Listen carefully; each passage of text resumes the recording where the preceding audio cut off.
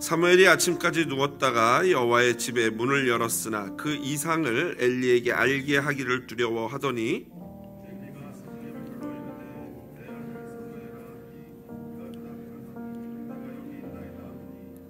이르되 내게 무엇을 말씀하셨느냐 청하노니 내게 숨기지 말라. 내게 말씀하신 모든 것을 하나라도 숨기면 하나님이 내게 벌을 내리시고 또 내리시기를 원하노라 하는지라.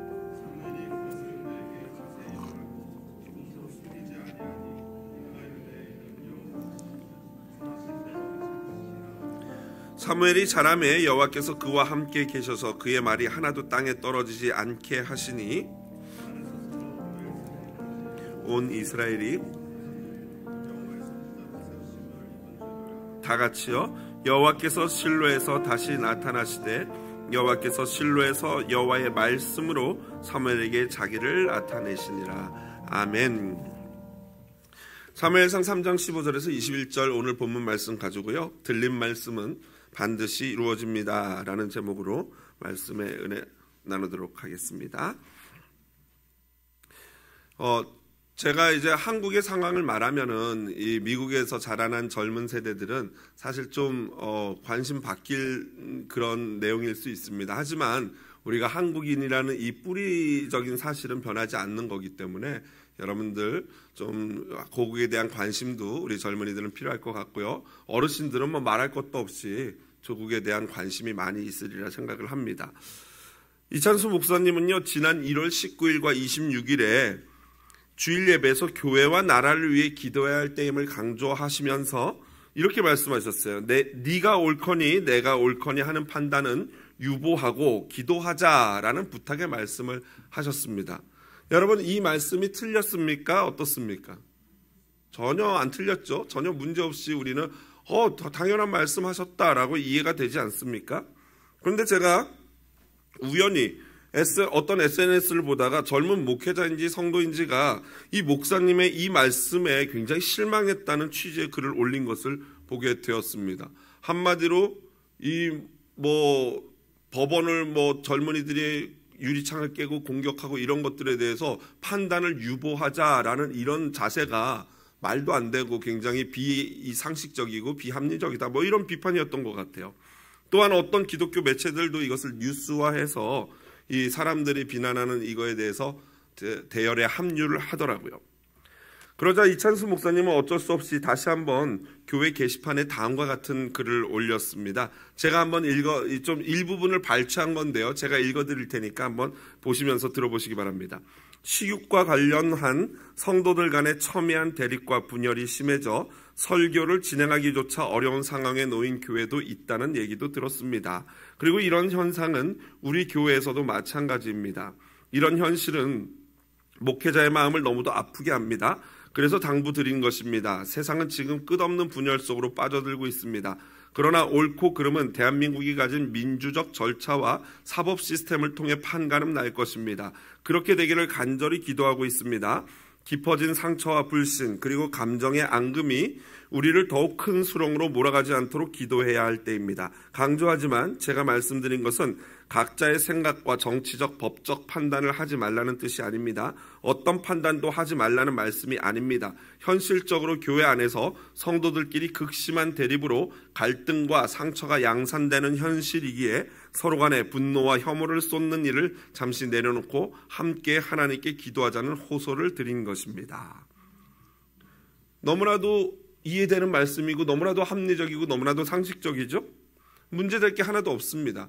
그러니까 참 문제는 뭐냐면요, 저 같은 사람은 어떻게 말해도 아무도 신경 안 쓰는데요, 이찬수 목사님 같은 분은요 한마디만 하면 사람들이 막 벌떼처럼 달려들어서 이러쿵저러쿵 하는 그런 존재인 거죠. 사실 이 목사님의 이러한 충분히 상식적으로도 납득이 되고 이성적으로도 이해가 되는 이러한 글에 대해서 무엇이 옳고 그리고 틀렸다라고 판단하는 분들은요, 가만히 보면요, 이미 자기 판단의 기준 아래 목사님의 발언을 이렇게 문제 삼는 것으로 보여집니다. 사실 목회자 정도가 되면요, 그 정도의 지식인이라면은 이미 조국 대한민국에 일어나는 일련의 사태들에 대해서 당연히 각자 개인의 나름대로의 판단이 당연히 서 있죠. 그것이 어떤 것이든지 간에 목회자라면은 이거는 옳다, 이거는 그르다라는 판단이 분명히 내려져 있습니다. 다만 저 같은 목회자가 그것을 절대로 밝히지 않는 이유가 뭔지 아십니까? 그건 뭐냐면요, 교회는 이쪽 사이드의 분도 계시고 이쪽 사이드의 분도 계시지 않습니까? 그런데 문제는 뭐냐면은 제가 판단 내린, 제가 생각하는 그것이 100% 하나님의 생각과 일치하는지에 대한 확신이 없기 때문에 말씀을 안 드리는 거예요, 사실은. 만약에 내가 생각하는 것과 하나님의 생각이 100% 확신하고 그게 하나님의 뜻인 걸 제가 확신한다면 당연히 성도님들한테 말씀을 드리겠죠. 그러나 사실은 이런 정치적인 문제에 대해서 그 누구도 자신의 생각이 100% 하나님의 생각과 같다라고 말할 수 있는 사람은 있어요, 없어요? 저는 없다고 생각합니다. 그건 절대 있을 수가 없어요. 사실 이쪽도 저쪽도 다 하나님의 생각과 100% 일치하지 않아요. 다 부족합니다. 그래서 사실은 개인적으로는 내 생각이 하나님의 생각과 맞을 것 같은데 라고 생각은 들지만, 그럼에도 불구하고 단 1% 때문이라도 사람들에게 말씀드리지 않고 그렇게 나와 생각이 다른 사람을 배려하는 거예요. 그게 이제 이찬수 목사님의 입장이고 저의 입장이기도 한데요. 그런데 요즘 보면요, 젊은 목회자들은요 진짜 용감합니다. 이 사람이 무식하면 용감하다고요. 자신의 이 정치적인 편향적 생각이 100% 하나님의 생각과 일치하다고 그렇게 믿는 건지 그렇게 착각을 하는 건지 모르겠는데, 너무나도 용감하게 자기의 편향적인 생각이 마치 하나님의 뜻인 것처럼 얘기하고 자신의 생각과 조금이라도 다른 이야기를 하는 사람이나 목회자를 보면요, 참지 못하고 이렇게 판단해버리는 거죠. SNS나 이런 데다 글을 올려서 재단해버리고 판단해버리죠. 여러분, 이것은 성도들도 마찬가지입니다. 나의 생각이 곧 하나님의 생각이다 라는 이런 공식은요, 무지 위험한 생각입니다. 절대 그렇지 않습니다. 여러분, 저도 다 생각이 있고 판단이 서지만 아까 말씀드린 것처럼 공식적으로 말하지 않는 이유는 100% 그게 하나님의 생각인지를 확신할 수 없기 때문이에요. 물론 저는 개인적으로 하나님의 생각과 거의 맞지 않을까라고 맞기를 바라는 마음은 있지만 단 1%라도 그 위험성 때문에 말하지 않는 거예요. 그러므로 여러분, 정치적으로 내가 좌든 우든 이 모든 걸 떠나서 이거는 모든 사람들이 명심해야 될 에티켓이고 명심해야 될 우리의 성도의 기본 신앙 자세인 것입니다. 여러분, 제가 가만히 보니까요, 정치적 이념 아래 예수님이 계셔요. 무슨 말인지 이해되십니까? 원래는 정치 이념 위에 예수가 계셔서 좌든 우든 예수라는 그 큰 테두리 안에서 하나가 돼야 되는데, 죄송합니다, 이런 표현, 이놈의 나라는요 그냥 내가 왼쪽이면 예수고 뭐고 다 소용없어요. 내가 오른쪽이면 예수고 뭐고 다 소용없어요. 다 반대편은 다 죽일 놈이고 나쁜 놈들인 거예요. 그러니까 예수님이 정치 아래 존재하는 거예요. 오늘날 현실은 예수님이 정치와 혈연과 지연을 뛰어넘지 못하는 거죠.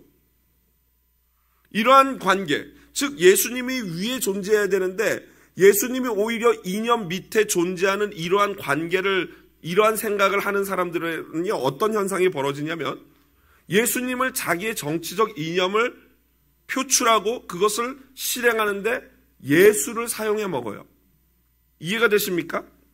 예수님을, 내 생각이 옳다고 주장하는 것에 예수님을 갖다가 쓰는 거죠.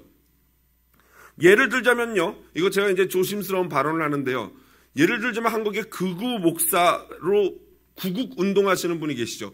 제이 목사님이라고 계시는데 아마 여기 계신 어르신들 많이 좋아하실 것입니다. 굉장히 좋아하실 거예요. 저분만이 진짜 목사고 저분이만이 진짜 나라를 사랑하는 분이다라고 오해하실 거예요. 여러분, 그거 오해입니다. 사실 저는 그분의 애국심은 인정해요. 나라를 자기의 방식대로 사랑하시는구나. 그리고 그분은 자기가 믿는, 자기가 이게 하나님의 뜻이 맞다고 확신하기 때문에 아마 그렇게 하시는 것 같은데, 사람은 좌든 우든 자신의 생각을 표현할 자유가 있는 것이 우리 자유 대한민국 아닙니까? 표현의 자유? 얼마든지 할 수 있죠. 저는 그거에 대해서는 뭐라고 하지 않습니다. 그런데 한 가지 중요한 것은 같은 목사로서 제가 그분을 볼 때 그분은 목사가 아니라고 생각이 들어요. 물론 조심스럽죠. 이거 정죄할 수 있는 부분이 아니기 때문에 조심스럽지만 이미 사실은 교단에서도 그분은 제적을 당한 상태이긴 해요. 예를 들면 이런 거예요. 그분은 자신이 하나님과 굉장히 친하대요. 참으로 부럽습니다. 굉장히 하나님과 친하대요. 그래서 자기가 기도할 때 이렇게 기도한대요. 여러분 들어보세요. 이렇게 기도한대요. 맞는지 들어보세요. 이 기도가. 하나님 꼼짝마. 하나님 까불면 나한테 죽어? 이렇게 기도를 한대요. 여러분 목사가 맞습니까? 심지어 어떤 집회에서는요 이런 말도 했어요. 이거 진짜 솔직히 말씀드리기 민망해서 할까 말까 고민하다가 열받아서 제가 하는데요. 그분이 집회에서 성도가 내 성도인지 아닌지 아는 방법이 두 가지가 있대요. 하나는, 그래서 이분의 별명이 빤스 목사인데요. 첫 번째로는 여성도에게 속옷을 벗어보라고 했을 때 속옷을 벗으면 그 사람은 내 성도고 안 벗으면 똥이래요. 헐. 또 하나는요, 인감 도장을 가지고 오라고 했을 때 가져오면 내 성도고 안 가져오면 똥이래요. 이걸 부흥집회에서 노골적으로 강단에서 말하는데 더 기가 막힌 건 사람들이 아멘 이러고 있어요. 여러분 이런 분은 목사가 아니죠. 저는 이런 분은 확신할 수 있습니다. 다른 건 뭐 정치적인 건 확신을 못 하겠는데 이런 것만큼은 확신할 수 있어요. 목사로서 목사인 제가 확신할 수 있어요. 이분은 목사가 아니죠. 사실 이런 분 때문에 목사가 싸잡아서 욕먹게 되고 건강한 보수주의자들까지도 싸잡아서 욕을 먹게 되는 것입니다. 물론 이분이 나라를 살리려고 하는 그 애국심은 모르겠어요. 그건 뭐 진심이겠죠. 그러나 적어도 목사는 아니라는 사실을 여러분 분별할 줄 아셔야 돼요. 반면에 또 어떤 목사들은요, 좌측에 있는 목사들이죠. 좌측. 공정한 재판이 있기도 전에 이미 대통령을 내란 수괴라고 정죄를 해버렸어요. 재판을 하기도 전에 이미 결정을 해버렸어요. 그래서 탄핵은 당연한 것이라고 말하고 이에 대해서 조금이라도 반대 의견을 말하면 그 의견을 말하는 사람들을 마치 제가 좀 전에 설명드렸던 목사도 아닌 제2목사와 같은 동급으로 취급을 해버리는 거예요.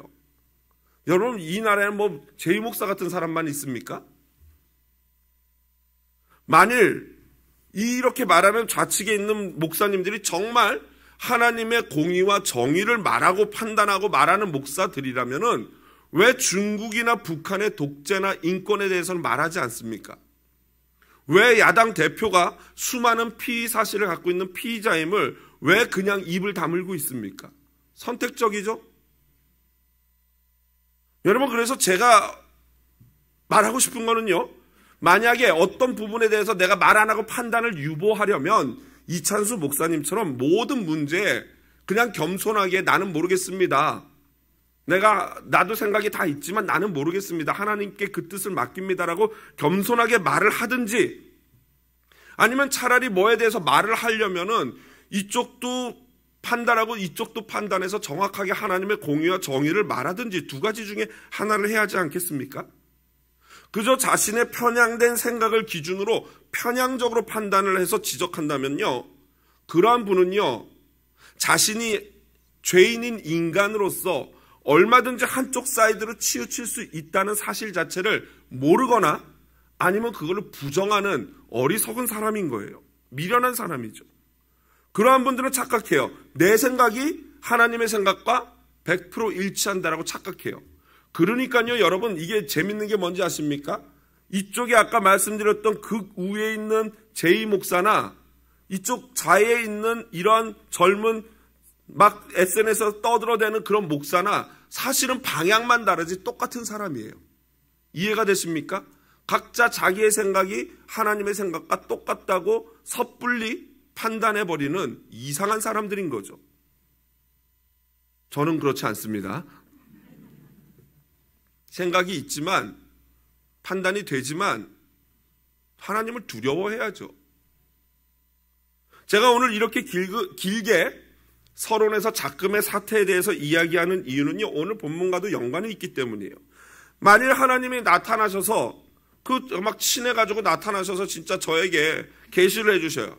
야, 이 탄핵은 뭐 옳다 아니면 틀리다라든가, 계엄은 잘했다든가 못했다든가 하나님이 저에게 말씀해 주신다면 저 역시 그거에 대해서 목숨을 걸고 사람들에게 말을 하겠죠. 하나님이 말씀하셨는데 이렇습니다. 그게 진짜 하나님의 말씀이 맞다면요. 그런데 만약에 물론 하나님은요 절대로 그렇게 일하시는 분이 아닙니다. 그렇게 말씀하시지 않아요. 그리고 만약에 누군가에게 그렇게 개인적으로 내가 친해서 하나님의 음성을 들었다 하더라도요, 생각해 보십시오.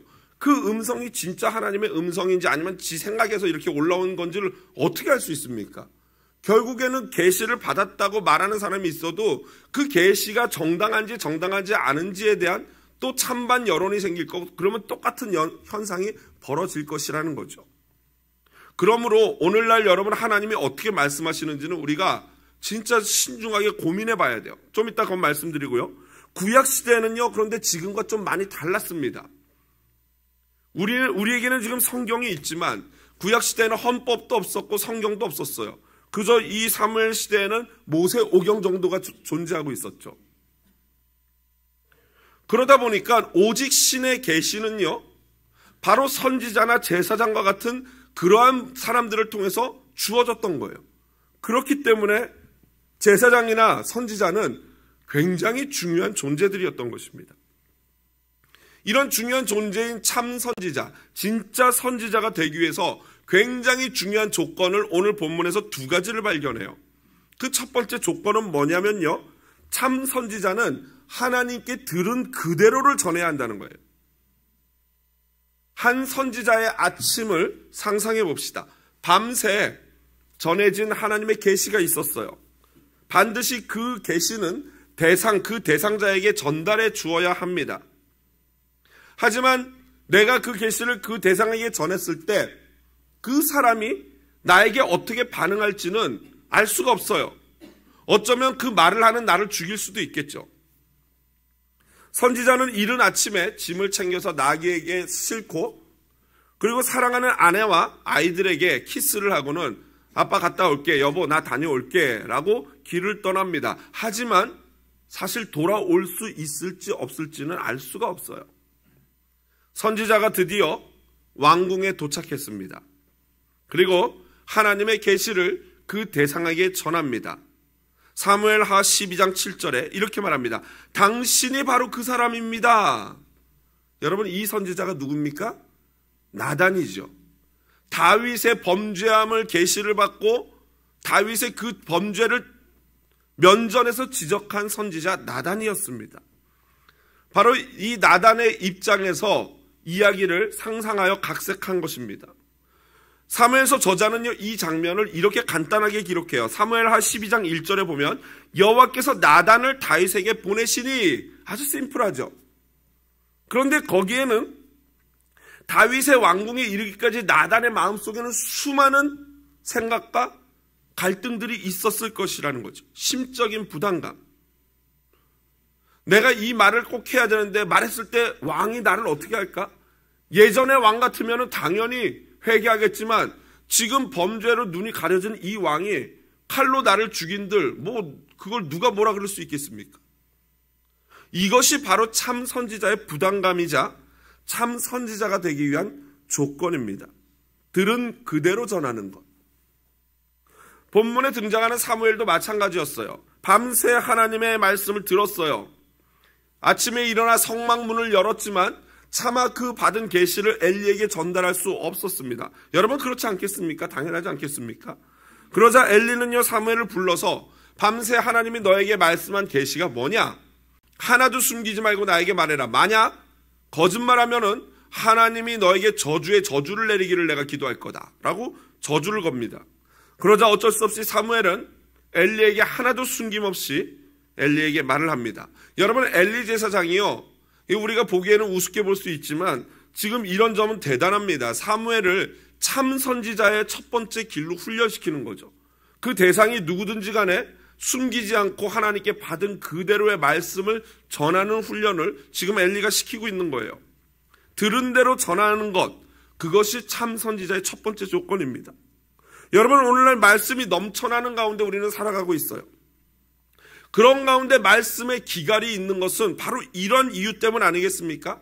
하나님의 말씀을 그대로 전해야 하는데 거기에 무엇인가 양념을 쳐요. 아니면 하나님의 말씀에서 뭔가를 빼요. 그렇다면 그것은 하나님의 말씀이 될 수 없는 것이죠. 바로 아까 서론 부분에서 제가 언급했던 양극단의 목사들이 그런 사람일 가능성이 높아요. 자꾸 예수라는 이름을 사용하지만 거기에다 자기 생각을 집어넣어서 자기 생각을 강요하는 거죠. 여러분, 우리는 어떤 것이 하나님이 진짜 원하는 건지 100% 확신할 수 없어요. 그걸 확신할 수 없다면은 차라리 내가 생각이 있어도 그거를 유보하는 것이 맞습니다. 그건 비겁한 것이 아니라 신중한 것입니다. 하나님을 존중하는 행위입니다. 반대로 목회자인 저와 같은 사람은 물론이고 성도님들 역시도 만약에 이거는 진짜 하나님의 뜻이 맞다. 이거는 내가 목숨 걸 만한 하나님의 뜻이 100% 확신하다 하는 것이 있다면 어떻게 해야 됩니까? 목숨 걸고라도 하나님의 말씀을 그대로 전해야 하는 것입니다. 가감없이 하나님의 말씀을 전하는 것. 그것이 오늘날 선지자적 사명을 가진 저와 여러분이 해야 될 일이에요. 오늘날은 선지자는 없어요.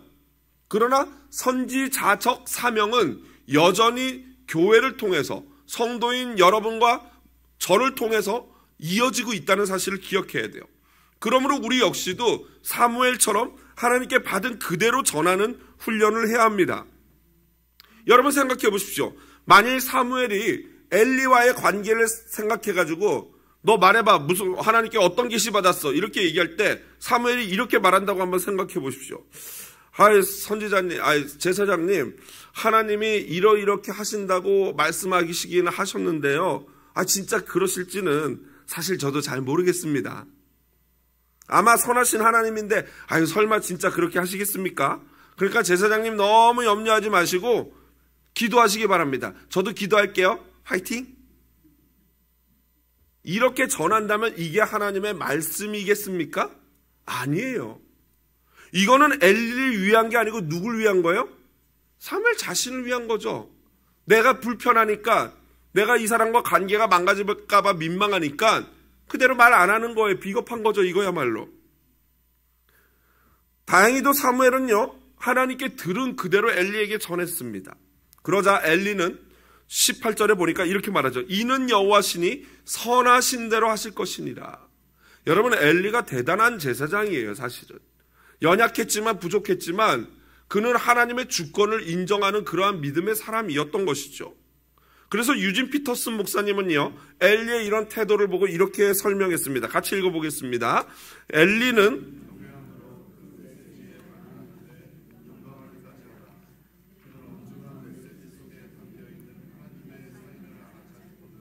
기꺼이 그 말씀을 인정했다. 하나님께로부터 왔다면 그건 반드시 옳다. 엘리는 궁지에 몰렸지만 옳은 것을 받아들일 정도로 여전히 제사장이다. 그렇습니다. 아마도 엘리 제사장은요, 수동적이지만 매우 온순한 사람이었을 것 같아요. 그리고 사실 이것이 그의 장점이지만 동시에 단점이었을 것입니다. 우유부단하다 보니까, 너무 온순한 아빠다 보니까 자녀들을 끝까지 양육을 무섭게 하지 못했던 거죠.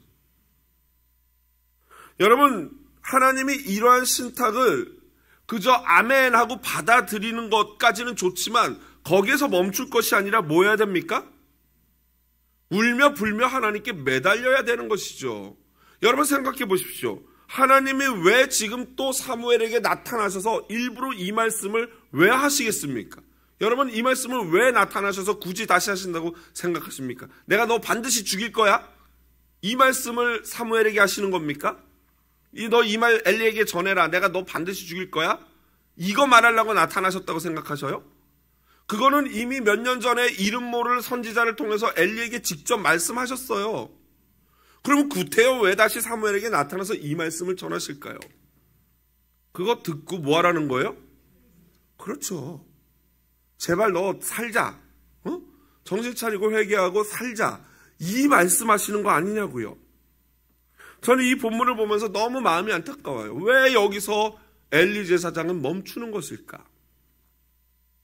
여하튼 사무엘은요, 이제 참 선지자로서 첫 번째 요건을 갖추게 되었어요. 그것은 들은 그대로 100% 전하는 거예요. 두 번째 참 선지자의 조건은요, 그 선포한 말씀이 그대로 또 이루어져야 합니다. 그런데 사실 하나님의 들은 말씀을 그대로 전하기만 한다면요, 자신이 전한 말씀은 그대로 이루어질 수밖에 당연히 없겠죠. 당연히 이루어질 것입니다. 그래서 19절에 보니까 이렇게 돼 있죠. 그의 말이 하나도 땅에 떨어지지 않았다. 이 표현은요, 그가 말한 것이 그대로 이루어졌다라는 표현입니다. 그리고 이스라엘의 전 영역을 의미하는 단에서부터 브엘세바는요, 이스라엘 전국을 말하는 거예요. 그리고 전국에 있는 모든 국민이 바로 사무엘이 하나님의 선지자임을 알게 되었다라고 기록합니다. 한마디로 19절 보면 여호와께서 사무엘과 함께 하셨고 그가 말하는 것마다 그대로 이루어지는 걸 보면서, 하나님이 말씀하신 그 말씀들이 이루어지는 걸 보면서 사람들이 그를 참 선지자로 여기게 되었다라는 것이죠. 여러분, 이것이 선지자 사역의 경이로움입니다. 선지자 사역은 너무나도 영광스럽고 경이롭죠. 사람이 하나님의 말씀을 전하고 그 말씀이 그대로 이루어지는 걸 보면 얼마나 놀랍습니까? 이에 대해서 유대교 신학자이자 랍비인 아브라함 헤셀은요, 다음과 같이 말했어요. 같이 읽어보겠습니다. 선지자의 말 속에서 보이지 않는 하나님을 들을 수 있는 분이 된다. 아멘. 하나님은 보이지 않아요. 그런데 그 보이지 않는 하나님이 선지자들의 말 속에서 우리에게 들려지게 된다는 것입니다. 얼마나 놀랍습니까? 그러니까 살아계신 하나님이 선지자라는 매개체를 통해서 보이지 않는 당신을 말씀으로 계시한다는 거예요. 자, 그렇다면 여기서 마지막으로 우리가 질문 하나 할 수 있죠. 더 이상 선지자가 사라진 시대라 그랬어요. 마지막 선지자는 세례 요한이었어요. 오늘날 내가 선지자라고 말하면요, 그 사람은 100% 이단입니다. 성경에서 계시는 이제 끝났어요. 다만 알아야 될 것은, 아까도 말씀드렸지만 선지자적인 사명은 하나님께서 여전히 교회를 통해서 주셨어요. 그래서 교회가 선지자적 사명을 감당해야 하는 거죠.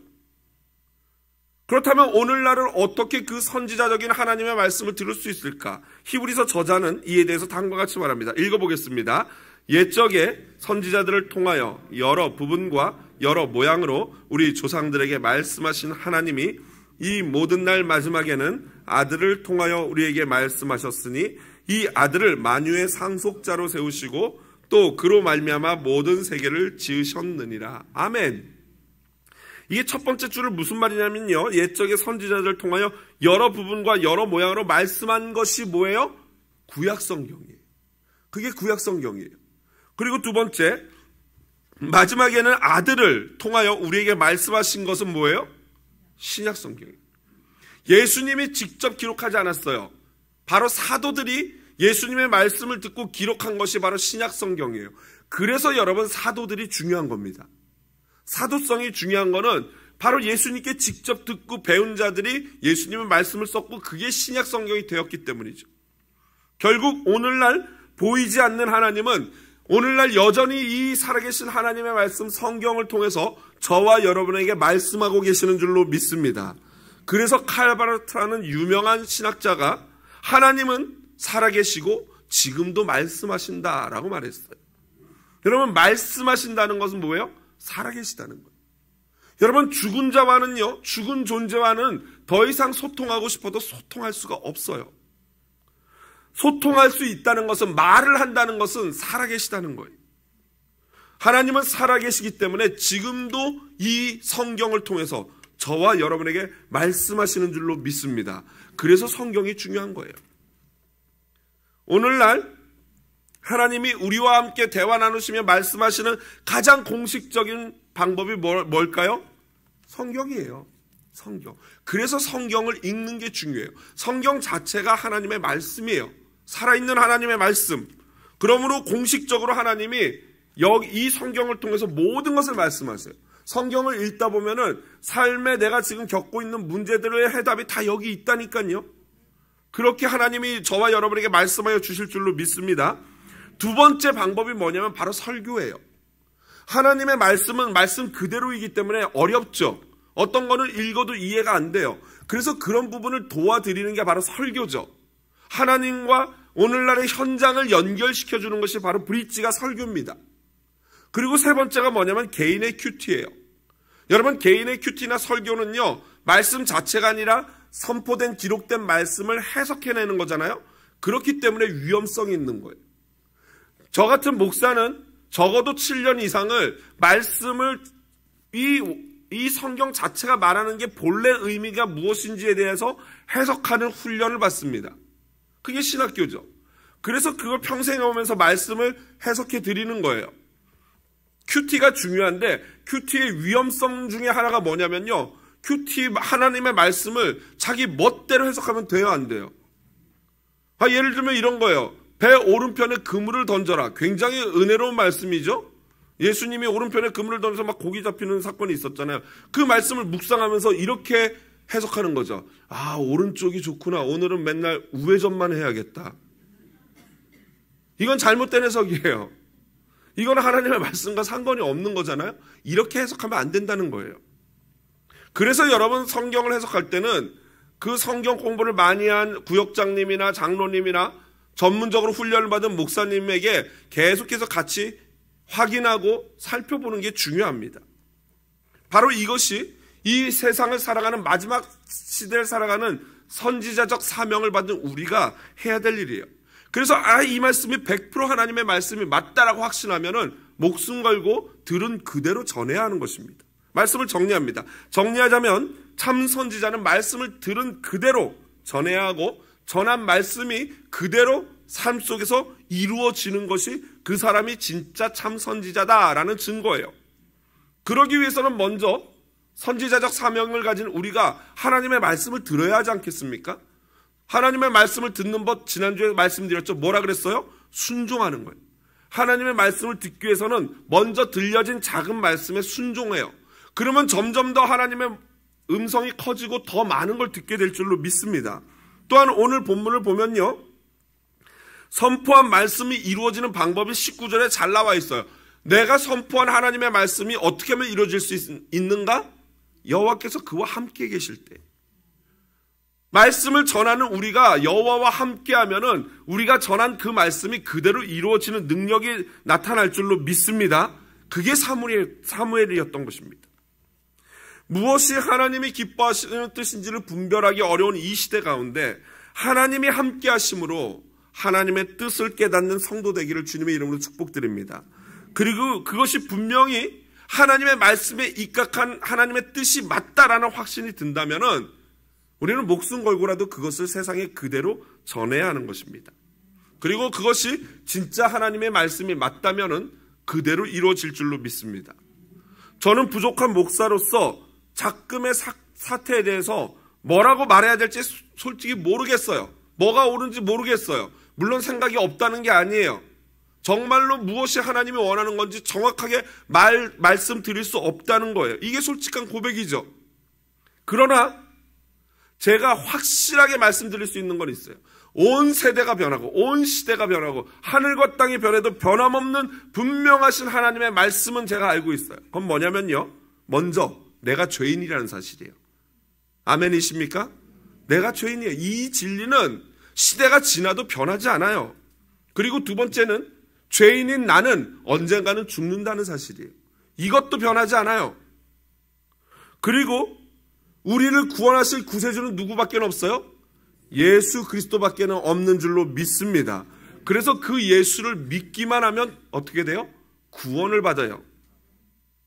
그런 자들은 내가 죄인인 걸 알고 내가 죽는다는 사실도 인정하고 그래서 내게 예수가 구세주인 예수가 필요하고 그 예수를 믿는다고 고백하는 자들은요.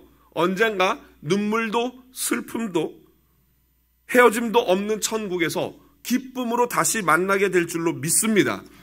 100% 확실한 이 말씀을 전하는 이 세상 가운데 선지자로서 이 말씀을 전하는 우리 사랑하는 한사랑 성도 되시기를 주님의 이름으로 축복드립니다. 함께